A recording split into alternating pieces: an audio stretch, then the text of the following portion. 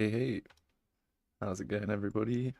Here we are again with another 360-degree render, ultra high-res render Q&A.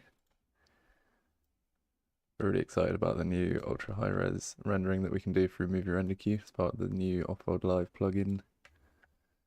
And here, every Thursday, we're just going to run this clinic to run through a lot of scene optimizations and things that you should be doing if you're trying to render 360. Because rendering in 360 is not the same as just rendering from a single viewpoint. There's a lot of optimizations, tricks, and settings to change to make sure you get the kind of closest cinematic, awesome looking kind of render that you can get. And with a few tweaks and things like this, you can get really close to the awesome quality that you can get out of Unreal Engine, if not exactly the same, but just in 360, which is obviously adding another level of immersion, awesomeness to your render. So yeah, we're super excited about this 360 output. And this week, I kind of want to just cover fog, because it's quite an interesting one. Again, the idea with fog here is that it doesn't inherently cause issues with 360 renders, but it can be problematic because, especially if it's volumetric fog, you can have sort of things where it's aligned to the camera's view, like the camera frustum. And with 360, because we're stitching 6 faces together, the stitch can be mismatched between what all of the different faces are seeing. Kind of essentially the same basis of any other problem that you might see where you see sort of seams, visible seams coming up in 360. Fog can cause this stuff as well, for sure.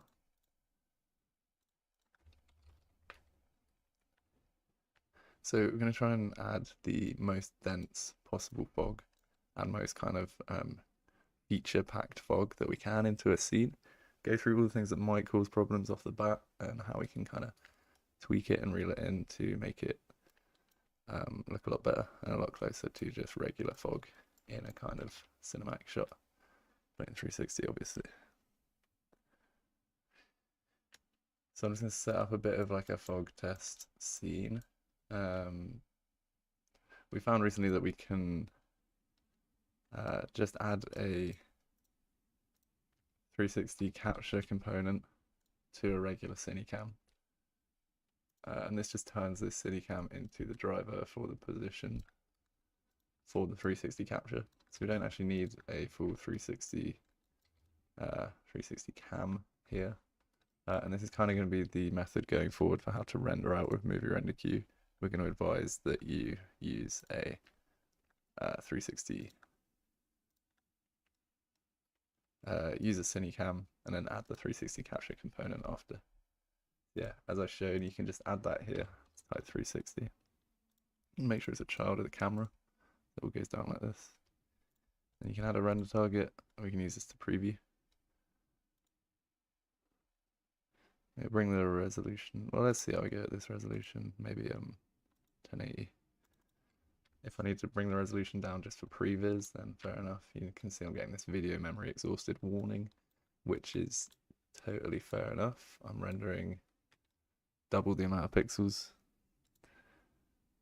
than just rendering one viewport, so it's definitely expected that you'll get stuff like this. But you know, even though it's complaining here, we're still getting the clouds moving and stuff, so that's all good. I'm going to change this output type to equirectangular because it's a good one for visualizing where seams might come up, visible seams. Just to recap, if anyone doesn't really know what I mean by these visible seams, we can go to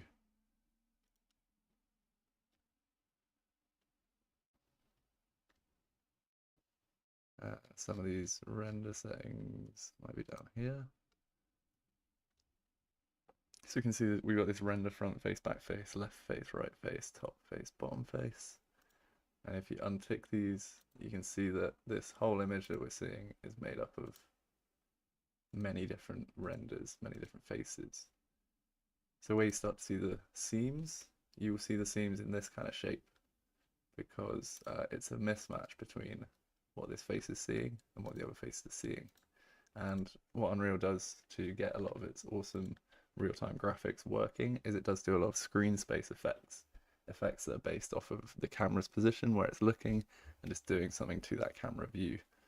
So that's awesome for 2D shots, but it can cause problems in 3D. So this is kind of the basis of where a lot of these 360 come, sorry, not 3D, in 360. This is the basis of where a lot of these 360 problems can come up. So if you kind of understand that thinking, then you can start to mitigate these problems. I'm gonna pause this for now. I'm just going to build up a little bit of a scene. We've got our Cinecam. I'm going to pilot that and put it like here. I might just build another level, another floor.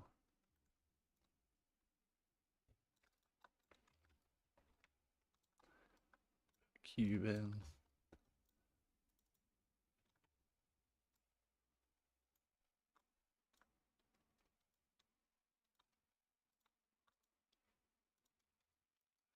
I'm just going to build some of these pillars because this can be quite a good test for 360 fog. If you got a load of kind of pillars, then you can see kind of light shafts coming through, things like that. So let's use this as the test. And let's run the camera from like here.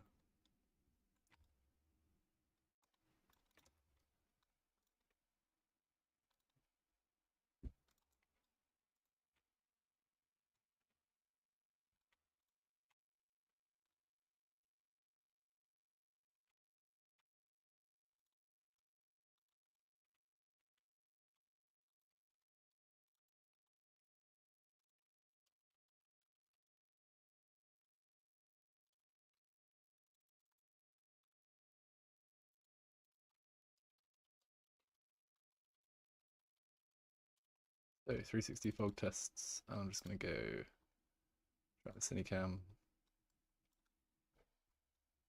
Okay, from here, 150 frames later, going to be over here. Cool. And then, so we got a little thing that we can run and just see if it works, and then we can preview this based off of the sequencer.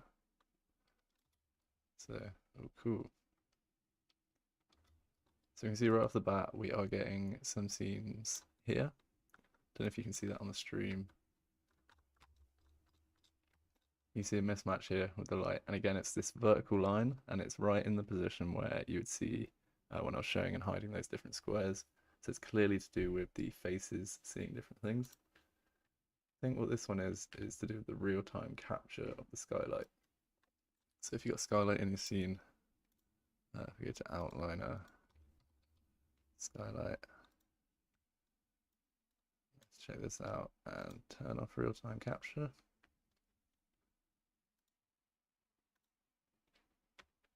Maybe not, maybe not.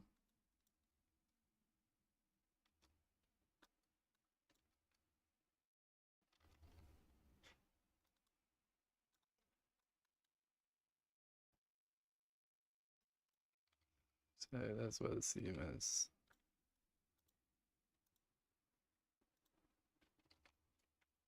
Let me just double check here. Cool. So also that real-time capture can be a contributing factor. Also we can check out the directional light and this source angle. Bringing this down to 0 can fix some other global illumination issues.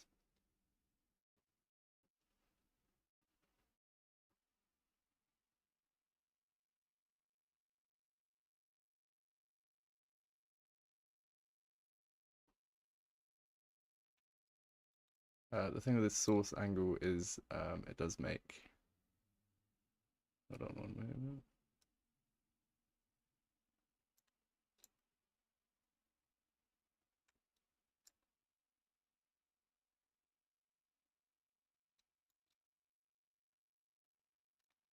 Changing the source angle, it does make the shadows softer or less soft. So something to take into account, even though this can fix some global illumination stuff. Uh, Having it at 0 can fix that, but it will make your shadows very hard edged. It's just something to keep in mind.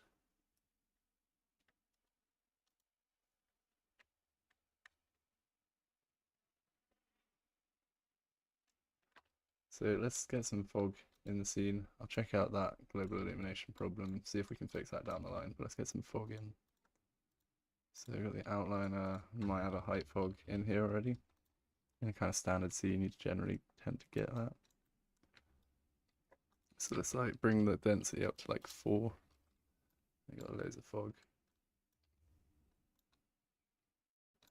And we can change the color of the fog. It's over at the skylight, I believe. Or sky atmosphere.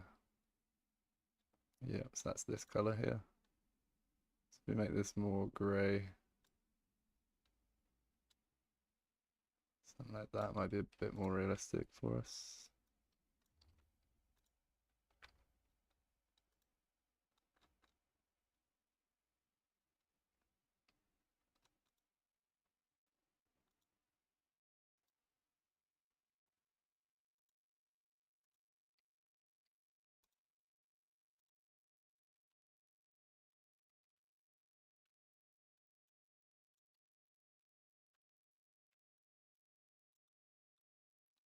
Cool, so right off the bat, this should probably be causing some issues. You can see we got that single face there, where the kind of, it's like the directional light is causing the face that's looking in this direction to be receiving the sort of light a lot more heavily than everything else. So what that's led me to think is that we might have auto exposure on in the scene as well. You look on the cine camera, you go cine camera exposure. Yeah, we got this auto exposure set. So if we set this to manual, we can see if this fixes anything.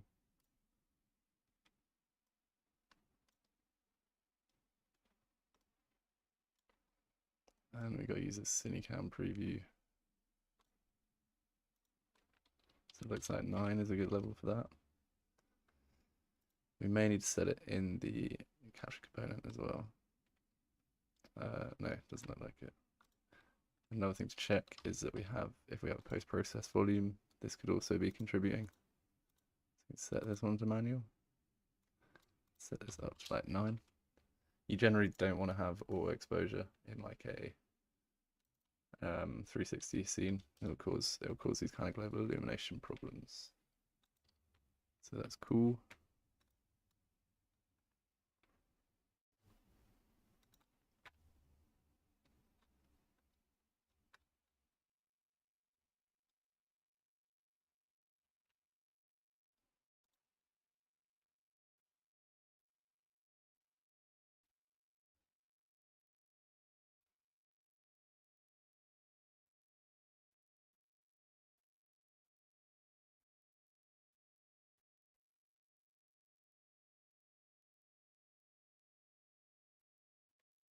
Cool, and we're still getting some seam here.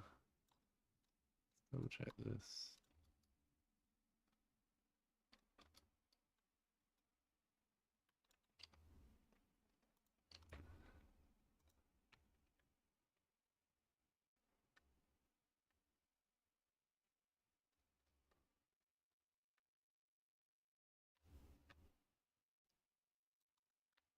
So, check our skylight. What have we got here? Real-time capture.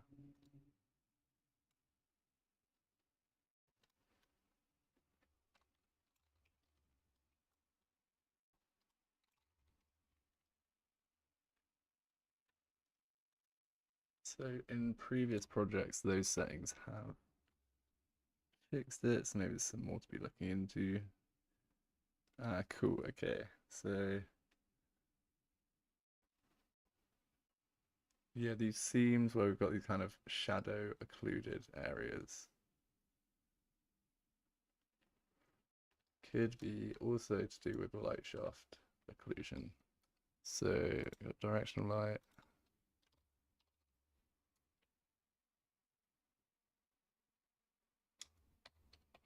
Searching light shaft. Do you have that checked? So turning that off has fixed some of them here. You can see that here. So that's cool, that's getting there, that's fixing some of the issues. Still got that big E there as it gets to around here. But if we see the difference, see the seams in the shadows are disappearing, so that's cool.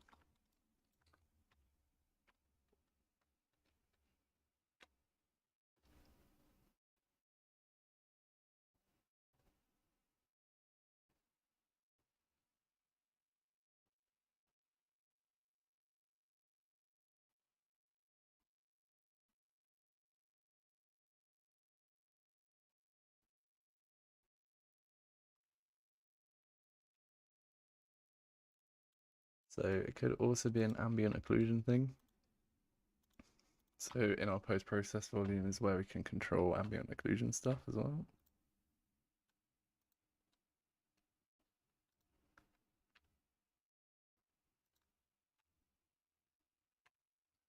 So if we go down here, we can go ray trace.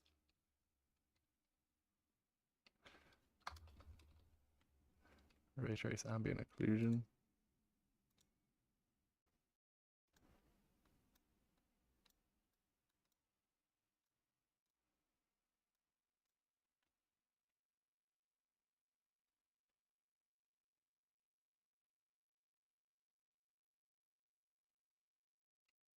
I think we may need to go global illumination ray tracing, right?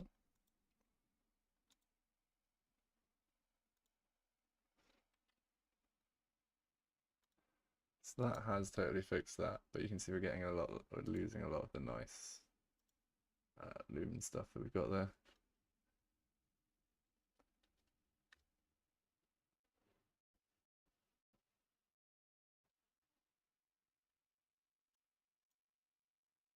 So this is all like a kind of, this is why this is really good for live streams, because this is such a kind of discussion. Certain scenes might be good for certain settings. You know, you might want to trade off something for another thing, you know.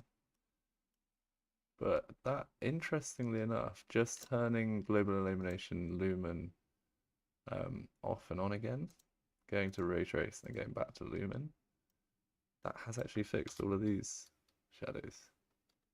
So that's looking really clean now. Looks like we might have had a bit of a seam here. Yeah, so just really subtly and like only for a couple. Okay, so it's still there. I was gonna say it like kind of eased itself off after a while. You see that? Kind of started quite harsh, then eased itself off. This could be something that anti-aliasing could fix in a movie render key pass. There's still work to be done there, but overall, we're getting most of the features of the fog there with way less seams to what we had before. Still some, so there's still work to be done, but that's quite interesting. Cool. So we can also do volumetric fog here, which is quite cool. So if you go exponential height fog, go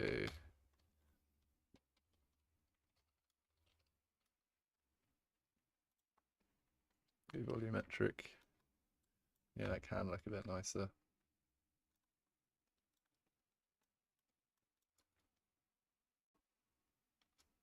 Okay, a few seams up here.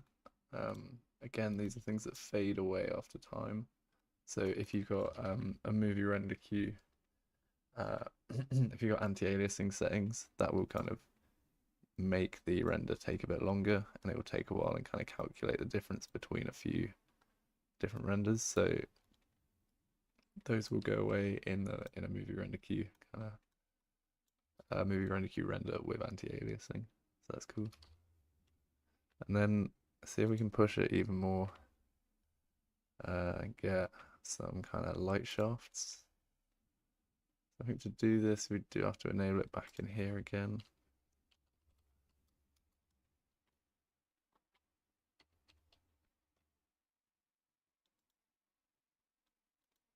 Maybe not light shaft occlusion, but light shaft bloom. All right.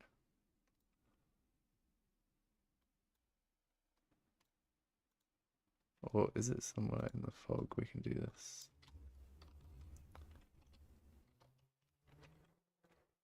Let's see.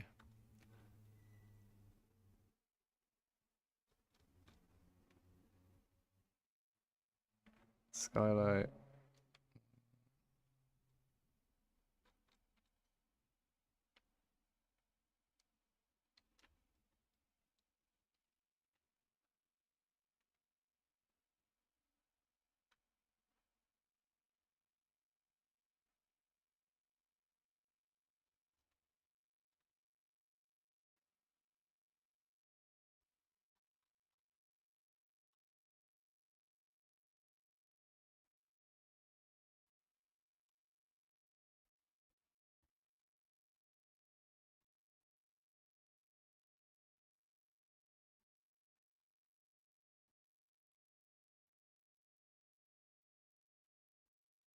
Let me just check how to add light shafts.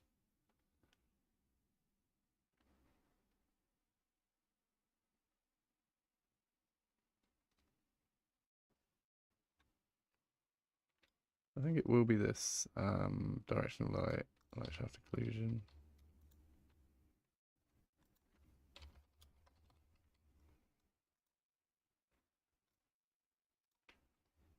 See if we can change the angle of the light.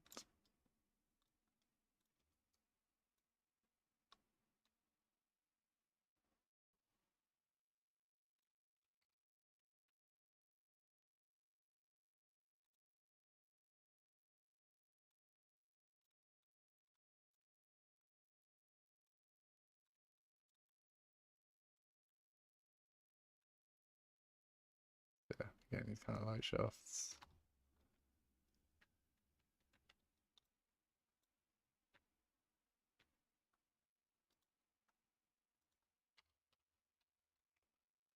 Might just bring the density down a little bit for it to look a bit nicer.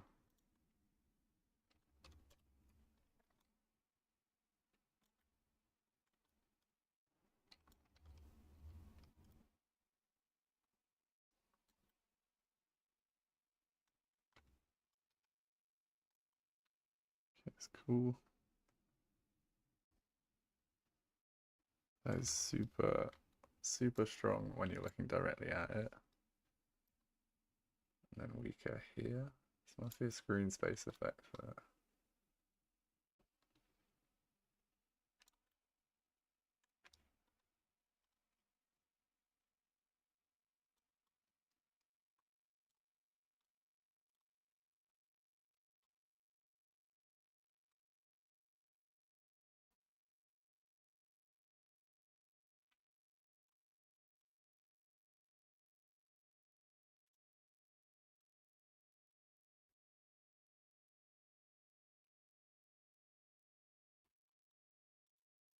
Again, if we look at the real-time capture, maybe.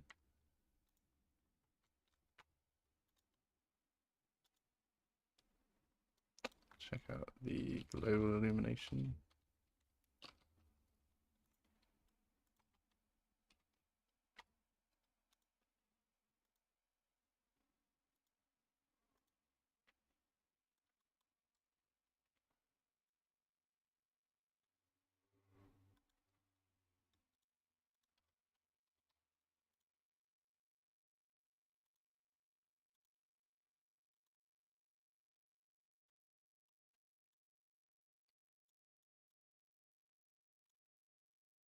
Interesting. getting a difference to the last time I was checking this out, so more work to be done here, but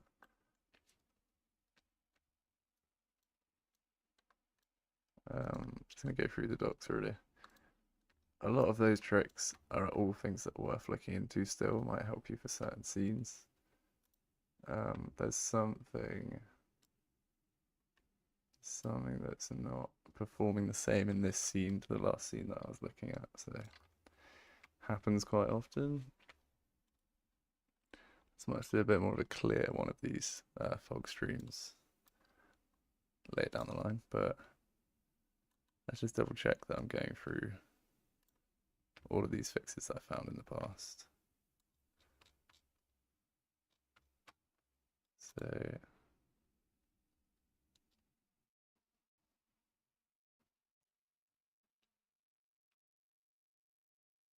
we've got fog in the scene with a high intensity.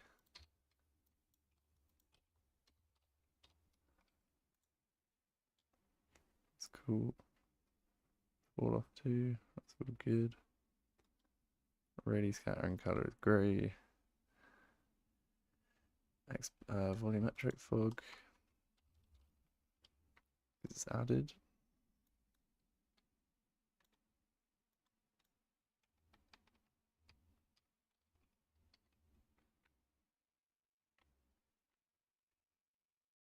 Cool.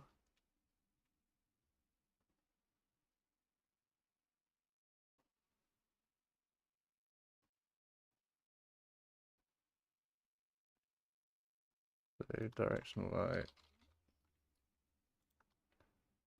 light shaft occlusion.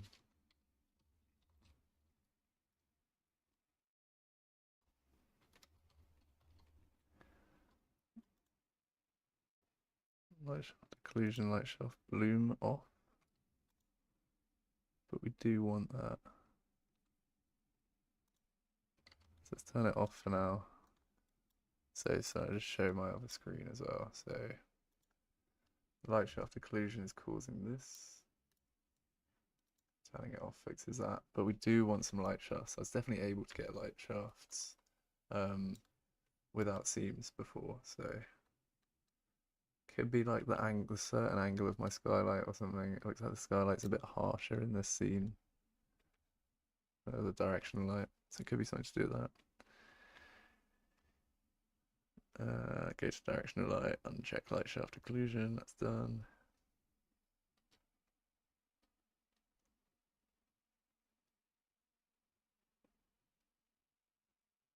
So it looks like in this scene, even though I've unchecked light shaft occlusion, I'm getting light shafts. So is it a setting in the fog as well? So it is light shaft in the volumetric fog. No.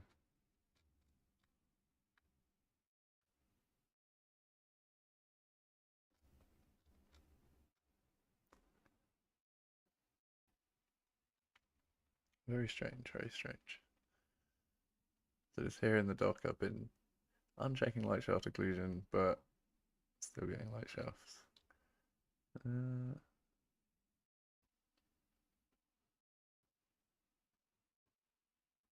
Look at ambient occlusion settings.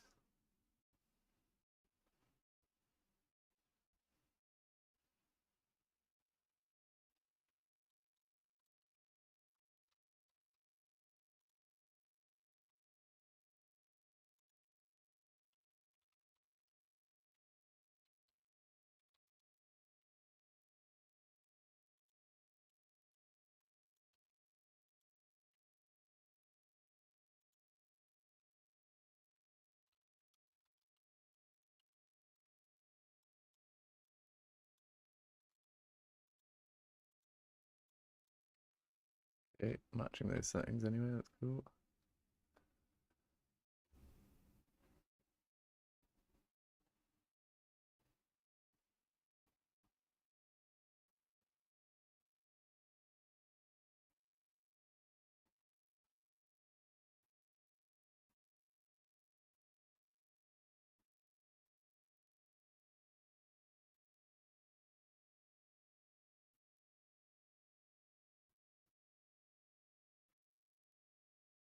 we've got the skylight cast volumetric shadow setting, which I think I went over before. Okay, can turn that off.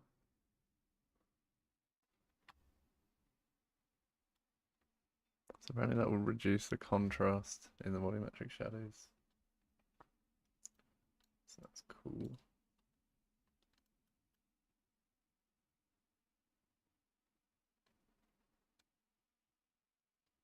Looks like we are getting some kind of fog.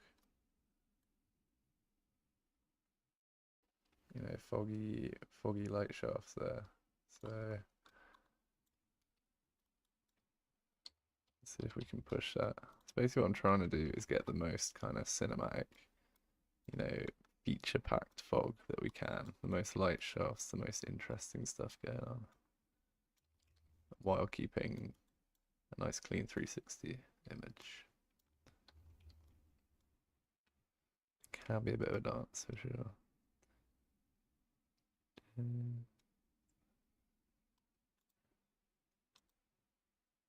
I think that's what's giving us the kind of light shafts there.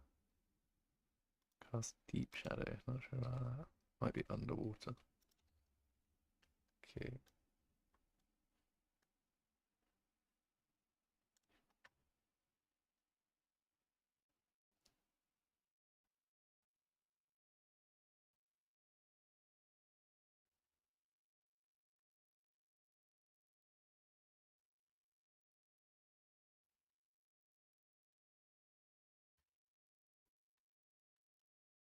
Interesting.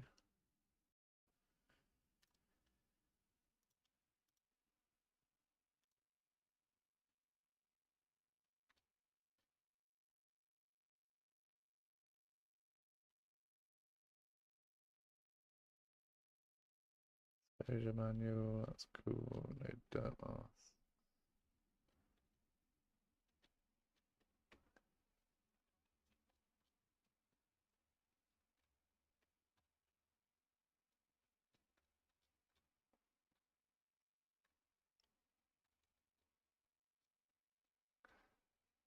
Okay, something to look into and something to come back with some more well-established tips on this one. I'm not sure why it's acting so differently to my other scene. It looks like,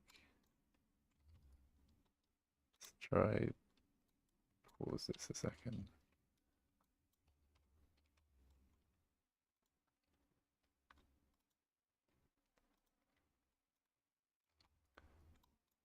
It looks like we can get kind of light shafts even with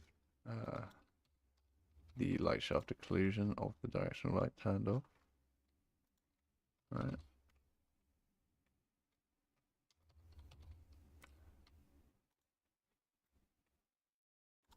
That is really what we're after, isn't it? These kind of things. And then what I did test it out with was making a more kind of complex thing to do the occluding.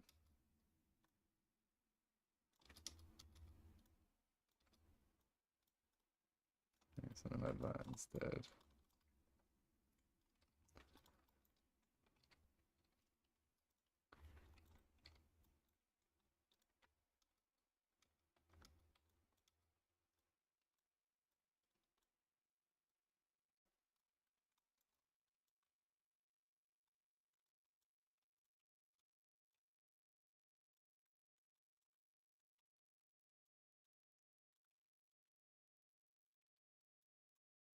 I should have a bit more going on. But with light shaft occlusion on here, we're totally getting seams, right? So, cine 360, unpause.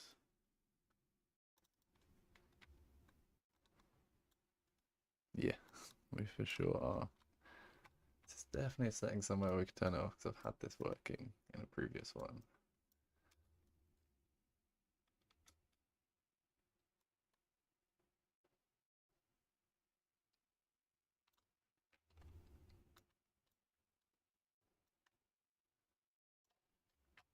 There you can see the seams. We've got the light shafts. Just gonna have one more check over, see what we can do to fix this. And if not, I'll do another stream of this later down the line with some more fixes figured out. It's good to test this stuff.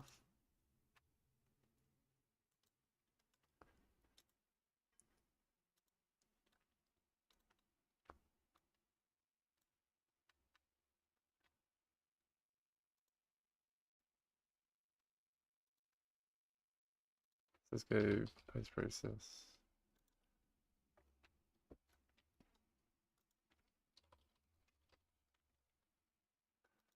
Try this off and on again thing. Very interesting. Okay, it's not totally fixed it. Let's try the volumetric fog settings.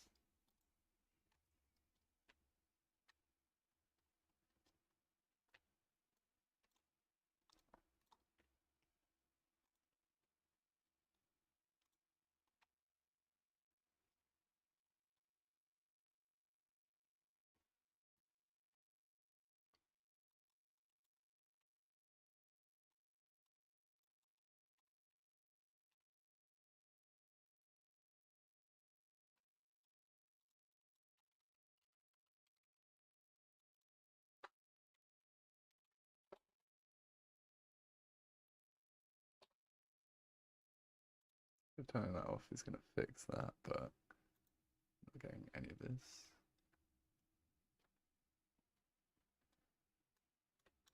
Skylight, setting that to. Can we do anything in the sky atmosphere actually? Skylight is going to be real-time capture off, maybe? Or do we want it on? Well, it's not affecting much anyway.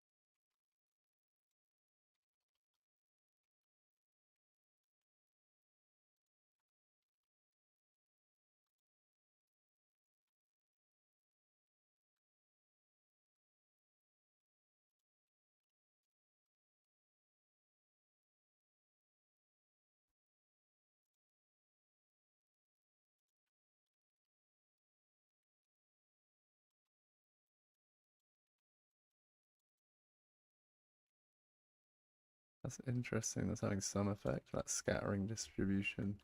It's not affecting the 360, but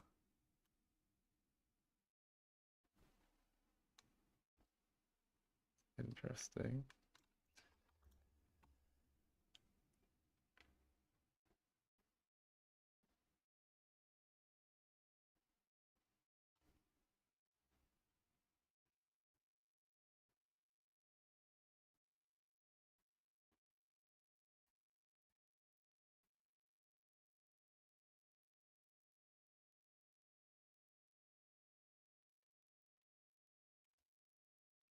Really strange. So my past notes, it's been like uncheck light shaft occlusion from the directional light.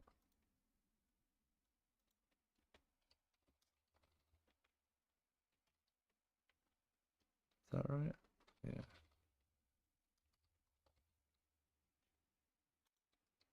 So that's cool. Oh yeah, we do still get some light shafts just from there being volumetric fog. Maybe that's what it is. So yeah, I think that's been my problem really this whole time is light shaft occlusion seems like a no-no. We could figure out some way to make light shaft occlusion work for 360, but the better way to get light shafts themselves is to use volumetric fog and sort of uncheck all those settings that we'd set. The real-time capture, the ray tracing ambient occlusion, enable that. Flicking the post-process volume global illumination from lumen to something else, then kind of restarting it. That can really help. Then is there a way that we can up the intensity of these light shafts? You know, to be fair, we have got a really nice result with some light shafts. In a render, this will smooth over. So I'll show you that. I'll show you that part of the process as well. Apologies for the confusion there. I was just sort of thinking that without light shaft occlusion, you would just get no light shafts whatsoever, you know. Whoa. Trying to see if I can up it by upping the directional light. But kind of, not really.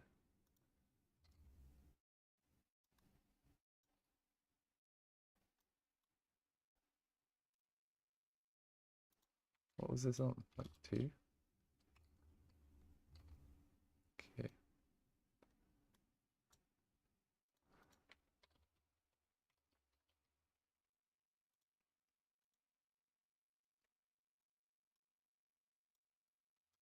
You can see that we've got kind of global illumination seams coming up, but they do go away after a few seconds. So I'll show you like in a render how this might work, how you might mitigate this. See if we can actually get a render while I'm streaming. Should be alright. So we can pause this just to make it easier to work now. And we need to make a render, so we need to enable the 360 rendering here. We can do that. I can restart.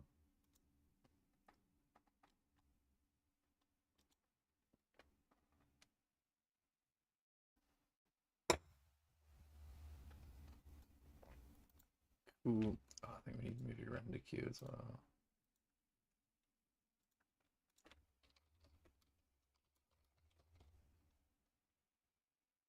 Okay, we got it.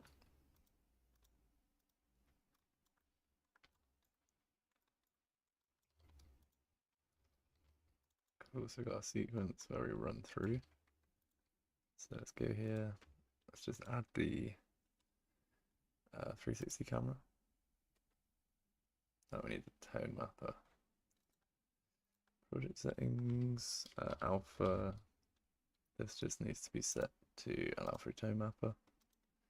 Might have to recompile some shaders. Just going to be right back while that happens.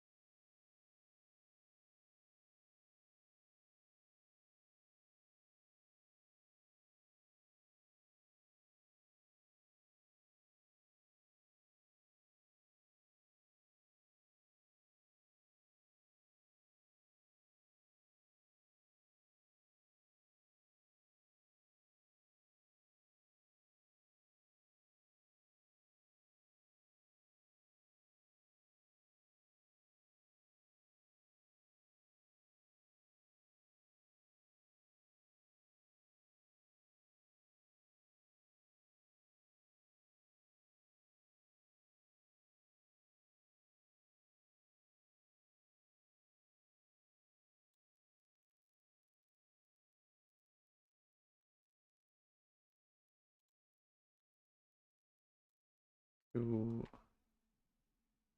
So just going to recap so it's a bit more clear. I might just go through this whole stream again next week just to be more clear, but it was just that light shaft thing that was kind of getting me. But it's basically like when you've got the directional light, you want to set that source angle to be 0, so that can remove some of the shadows in the kind of occluded areas. Then also what you want to do is set the skylight, the real-time capture, I'm pretty sure you want to keep that on. I'm pretty sure you want to turn that on. No, no, off. I would say off. It makes sense for it to be off because real-time capture of the skylight could cause differences in what different cameras are seeing. Basically, see if checking that on or off can change your settings.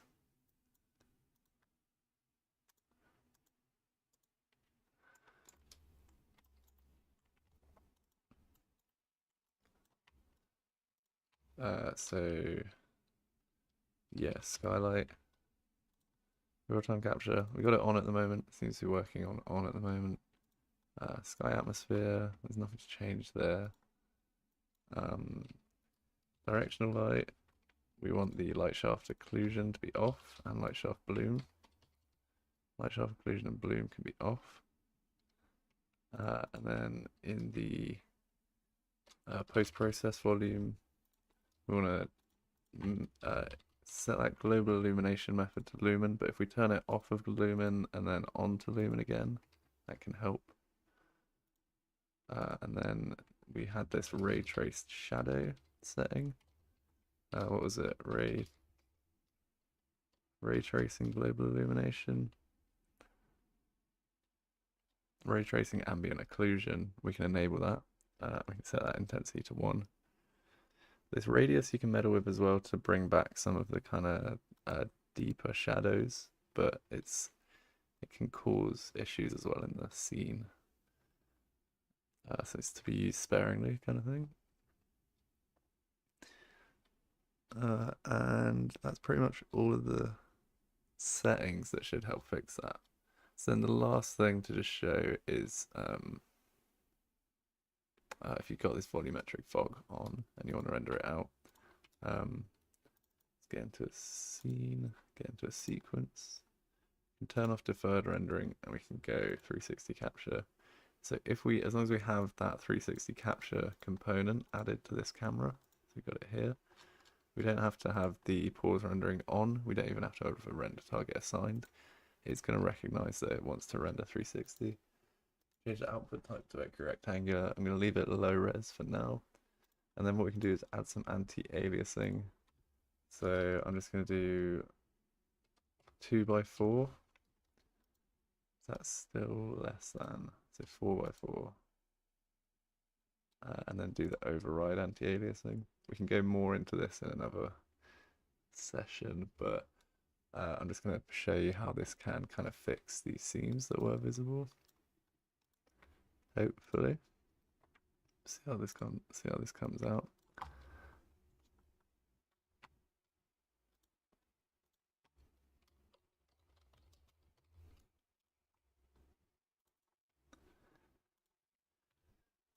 What we did have was an exposure mismatch in a recent version, so I'll just render this out. It shouldn't take long anyway.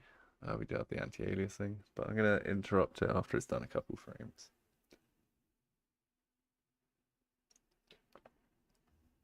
But basically what anti-aliasing is doing is it's taking a few different renders and then it's doing an average over it. So you're basically like doubling or tripling your render times because you're rendering the image more than once, and then it's, you know, building up an average based off of those multiple renders. So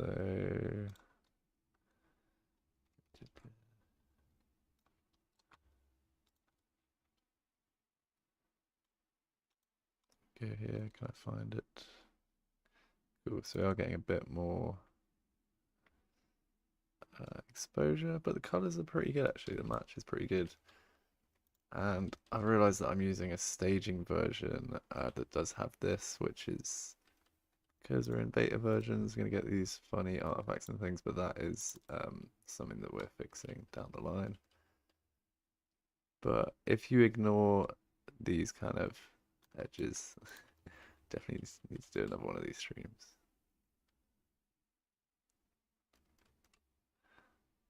It's going to be quite hard to test actually because we're just going to have this visible image going on.